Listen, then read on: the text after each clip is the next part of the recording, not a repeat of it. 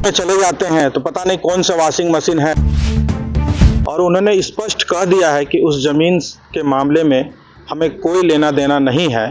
उसके बावजूद भी। नमस्कार, मैं राजेश और आप देख रहे हैं नीति 365। सबसे पहले तो स्वागत है हमारे नीति 365 चैनल में। चलिए, बहुत बहुत धन्यवाद आपको भी। जिस तरीके से लगातार भ्रष्टाचार मिटाने की बात कह रहे थे हेमंत सोरेन, खुद भ्रष्टाचार में लिप्त होकर के जेल चले गए, क्या कहेंगे? नहीं, ये तो बहुत बड़ा षड्यंत्र है, क्योंकि जिस मामले को लेकर उनकी गिरफ्तारी हुई है वो निश्चित रूप से सिविल में आती है, कोई आपराधिक मामला है नहीं। और उन्होंने स्पष्ट कह दिया है कि उस ज़मीन के मामले में हमें कोई लेना देना नहीं है। उसके बावजूद भी इस तरह की केंद्र सरकार के दबाव में आकर ईडी ने जो काम किया है, ये देश देख रही है। और इससे हमें नहीं लगता है कि हेमंत सोरेन जी को किसी भी तरह का कोई प्रभाव पड़ा है, बल्कि हम ये कहेंगे कि हेमंत सोरेन झारखंड के साथ साथ पूरे देश में वो नेता बन चुके हैं और झारखंड में उनकी मजबूती हो चुकी है। क्योंकि अगर ईडी निश्चित रूप से ईमानदारी से काम करते तो आज आप देख रहे हैं कि भारतीय जनता पार्टी में वैसे वैसे विधायक बने बैठे हैं जो कभी दवा घोटाला के आरोपी थे, जो कभी किस चीज के घोटाला थे आपसे छिपा हुआ नहीं है। ऐसे लोगों पर किस दिन कार्रवाई होगी? अगर ईडी निश्चित रूप से काम कर रही है तो विजय माल्या को कब लाएंगे? बात यहां सीमित नहीं है, बात यहां यह है कि जो बीजेपी का विरोध करेगा वो जेल जाएगा। बात यह है यहाँ पे। दबी जुबान से आप बीजेपी का नाम ले रहे हैं लेकिन खुल करके नहीं बोल पा रहे हैं। आखिर कौन ऐसा आरोपी है जो बीजेपी में झारखंड में खास करके भ्रष्टाचार में लिप्त है? देखिए, आप गढ़वा भवनाथपुर के विधानसभा के विधायक भानु प्रताप शाही जी का देख लीजिए कि किस तरह से उन दवा घोटाला में 130 करोड़ का आरोपी रहे हैं, बिना संपत्तियों की आरोपी रहे हैं और जेल में भी रहे हैं। और जब वो बीजेपी में चले जाते हैं तो पता नहीं कौन सा वॉशिंग मशीन है। सिर्फ मैं भानु प्रताप जी की बात नहीं करता हूं, कई ऐसे विधायक हैं, कई ऐसे लोग हैं जो बीजेपी में जाते हैं और उन वॉशिंग मशीन की तरह सफेद हो जाते हैं। मुझे समझ में नहीं आती है, तो मुझे तो यही समझ में आ रही है कि जो बीजेपी का साथ नहीं देगा, जो बीजेपी का विरोध करेगा, वो जेल जाएगा, चाहे वो कोई भी हो। और आज मैं समझता हूं कि हेमंत सोरेन के साथ एक षड्यंत्र के तहत फंसाया तो गया ही है, एक जातिवाद भी उनके साथ हुआ है, ये भी मैं खुल के कह सकता हूं, क्योंकि उनको एक आदिवासी होने का सजा मिला है। क्योंकि धारा 135A के तहत संविधान में विधायकों निकायों को यह छूट देती है कि किसी भी सीएम को गिरफ्तार करने से पहले किस प्रक्रिया से जुड़नी पड़ती है, वो कोई भी प्रक्रिया को ईडी ने किसी भी तरह फुलफिल नहीं किया है और उन्हें गिरफ्तार किया गया है। तो यह निश्चित रूप से एक जातिवाद मानसिकता वाले लोग इस तरह किए हैं। तो यह निश्चित रूप से हमारे झारखंड के लोग, SC ST बहुजन समाज के लोग सब समझ रहे हैं। और इससे मैं तो कहूंगा कि SC ST और बहुजन समाज के लोग अब सतर्क हो चुके हैं और जग चुके हैं। ये जगने का भी समय है और जगाने का काम केंद्र सरकार ने कर दिया है। तो झारखंड की जनता एक सवाल हेमंत सोरेन से पूछ रही है लगातार कि अगर गिरफ्तारी देना ही था तो 10वां समन का इंतजार क्यों किया, और उसमें भी दिल्ली जाने के बाद ये रणनीति बना कि हमको गिरफ्तारी देना। आखिर क्या वजह रही होगी दिल्ली के बाद अरेस्टिंग का? नहीं, गिरफ्तारी हेमंत सोरेन जी दिए कहाँ है? गिरफ्तार किया गया है। आप उनके आवास में आकर ईडी ने उन्हें पूछताछ किया। पूछताछ के दौरान किसी भी व्यक्ति को गिरफ्तार करने का अधिकार नहीं है। उसके लिए उनको वारंट होनी चाहिए और एक सीएम को आप गिरफ्तार कर रहे हैं, किस हिसाब से गिरफ्तार कर रहे हैं? प्रक्रिया से जोड़नी पड़ती है। तो समन जो जा रहा था वो तो गिरफ्तारी या फिर वारंट ही तो था। नहीं, कौन सा वारंट थी भाई? सम्मन वारंट थोड़ी होती है। तो अगर वारंट होती तो उन्हें कहीं से भी पकड़ा जा सकता था। हम लोग भी पढ़े हैं, हम लोग भी जानते हैं, संविधान को पढ़ते हैं कि एक सीएम को, आज तक पूरे देश में किसी सीएम के साथ आज तक का कोई गिरफ्तार नहीं हुआ है। तो समन भेजने के बाद वो कतरा क्यों रहे थे वो जवाब देने में ईडी को? नहीं, वो कतरा कह रहे थे। आप जिस तरह से वो सीएम को परेशान कर रहे थे, एक सीएम को अब इस तरह से परेशान करते हैं। आप देखिए बीजेपी में कितने लोग हैं आरोपी आपराधिक मामलों में है पूरे देश में। किन किन पर आपराधिक मामला है, उन पर किस तरह, कब से आप जांच कीजिएगा, ईडी भेजिएगा, उस पर नहीं कर रहे हैं। इससे आपको लग रहा है कि ये राजनीतिक षड्यंत्र के तहत उनको फंसाया गया है? बिल्कुल बिल्कुल, ये राजनीतिक षड्यंत्र है और लोग चाह रहे थे कि किसी भी हाल में यहाँ पे लोकसभा और विधानसभा का चुनाव एक साथ कराया जाए, लेकिन यह षड्यंत्र उनका असफल रहा। यहाँ अभी लगातार कई मामले में हेमंत सोरेन के नाम उछल रही थी, लेकिन जमीन को ही लेकर के मुद्दा बना गया। आखिर क्या ऐसी वजह हो सकती है? देखिए, जब किसी भी चीज में अगर नहीं कोई सकता है तो फंसाने, अगर किसी भी व्यक्ति को, कोई भी व्यक्ति को चाह लेगा कि मैं उसको फंसाना हूं तो फंसा सकता है, लेकिन सत्य परेशान हो सकता है, प्राचित नहीं हो सकता है। निश्चित रूप से आप देखिएगा यह सच्चाई सामने आएगी, क्योंकि हेमंत सोरेन जी भी खुल के कह दिए हैं कि उस जमीन से मेरा कोई लेना देना है। क्योंकि हम लोग भी जानते हैं भूमि जमीन किसी भी हाल में ट्रांसफर नहीं हो सकता, उसको नेचर उसका बदला नहीं जा सकता है। उसके बावजूद भी अगर वो बदला भी गया है तो मुख्य आरोपी वहां के कर्मचारी सीओ सीआई होनी चाहिए, ना कि सीएम हो सकता है। लेकिन आरोपी सीएम को बनाया जा रहा है। आरोपी तो वहां पे कर्मचारी सीओ सीआई जो को बदलाव किया है। अगर किसी को मैं कह दिया कि उससे गोली मार दो तो मार देंगे क्या? तो जो मारा वो आरोपी ना है। अगर उन्हें कहा, बोलता है कि मैं सीएम के दबाव में आके किया, तो उस समय कहां थे वो? खुल के आनी चाहिए था ना कि हमें दबाव बनाया जा रहा था। तो यह निश्चित रूप से षड्यंत्र है और निश्चित रूप से हमें तो लगता है कि 12 तारीख को सुनवाई है। कहीं ना कहीं चूंकि केंद्र सरकार को भी समझ में आ गया कि हम ये षड्यंत्र से भी फेल हो चुके हैं।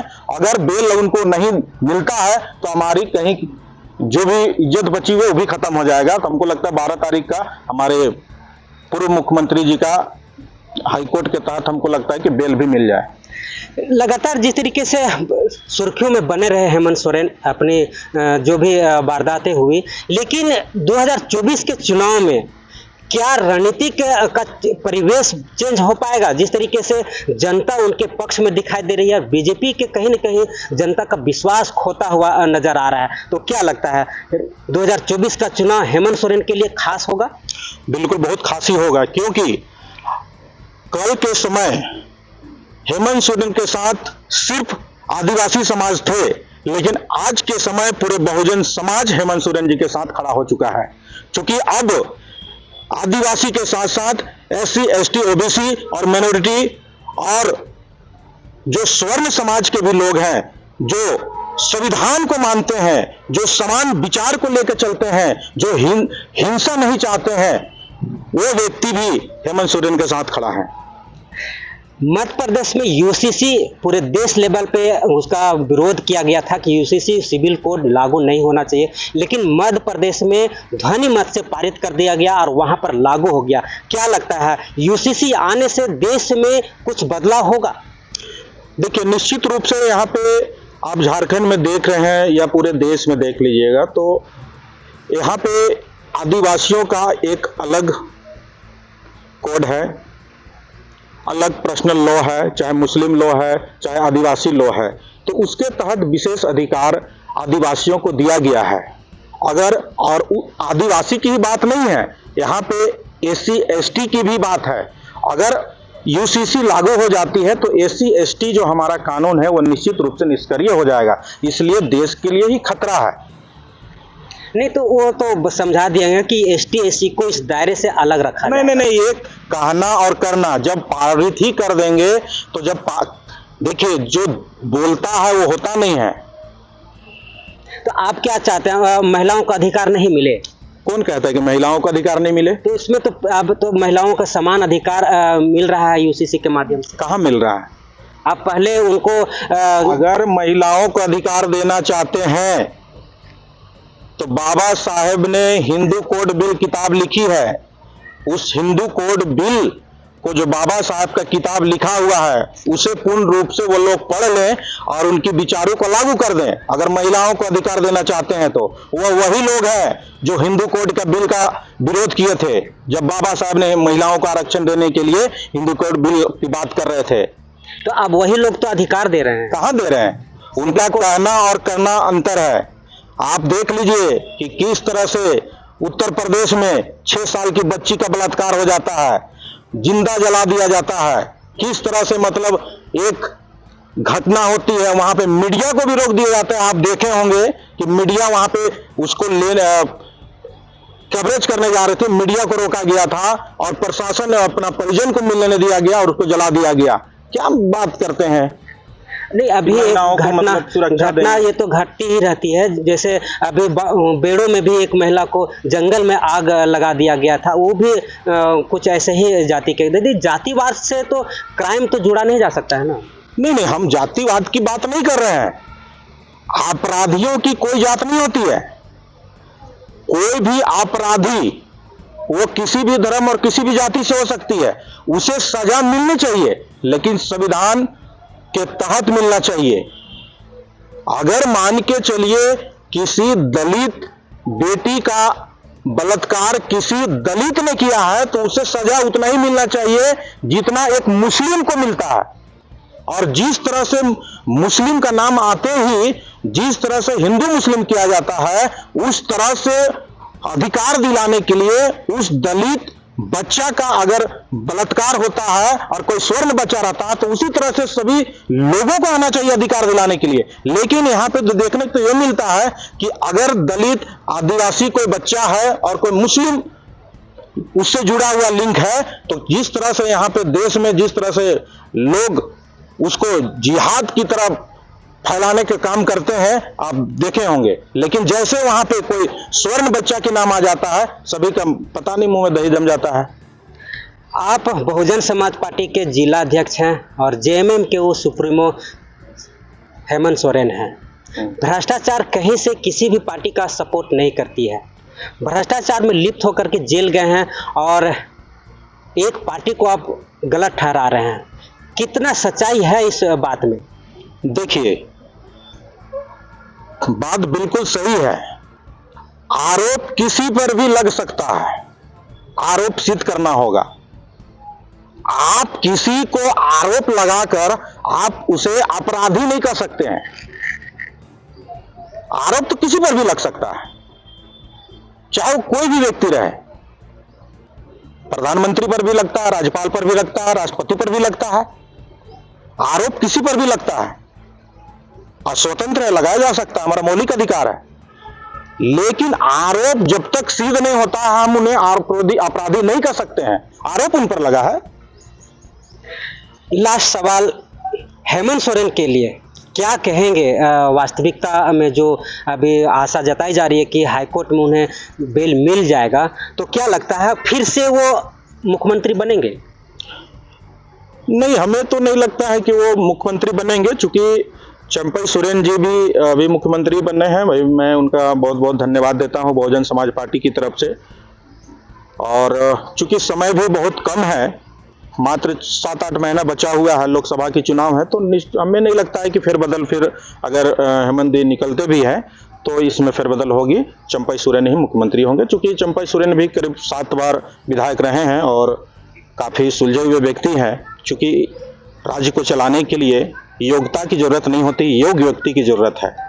तो देखा आपने, सीधा सवाल हमने पूछा और बड़ा बेखूबी सुंदर शब्दों में अवधेश जी हमारे सवालों का जवाब दिए और सीधा कहे कि कहीं न कहीं बीजेपी का ये सोची समझी रणनीति है जो एक आदिवासी मुखिया होने के कारण, आदिवासी नेता होने के कारण उन्हें एक तरीके से षड्यंत्र में फंसाया गया। क्योंकि जिस जमीन मामले में उन्हें फंसाया गया है, जेल भेजा गया है, वो भूहरी जमीन थी और वो ट्रांसफरेबल नहीं होता है, वो जस का तस उसका नेचर नहीं बदला जा सकता। फिर भी दबाव के कारण, क्योंकि ईडी स्वतंत्र इकाई है, केंद्र सरकार से संचालित होती है, लेकिन उन्हीं के इशारे में लगातार मुख्यमंत्री को दबिश दी जा रही थी और अंतोगत उन्हें गिरफ्तार करके जेल भेज दिया गया।